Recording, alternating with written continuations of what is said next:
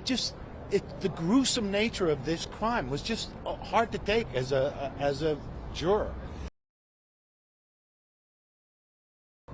We went in there with a real diverse grouping of people.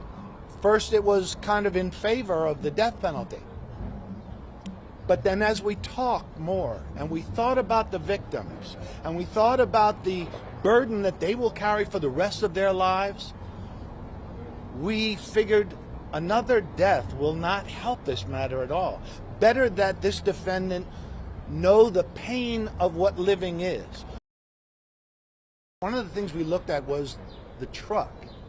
After it had done this murderous rampage for a mile and hit a school bus at the end of it, I noticed that his airbags had gone off, but he jumped out of the truck. There was no hole in the windshield. He didn't hit the windshield.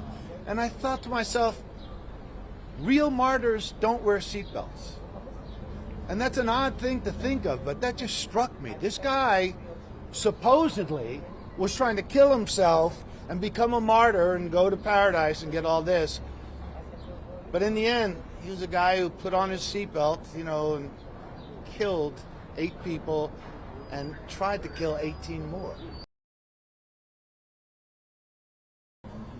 While I would have preferred that unanimously we gave him life in prison, we couldn't do that. So we accepted it, and the judge, I think, just made, statement, we're looking at 260 years. To watch a woman who lost her legs, she was the second person to get hit by Sayfullo Saipov. They woke her up 10 days after going into the hospital and told her, both of your legs were amputated. And the first thing she said was, "Is my husband okay?"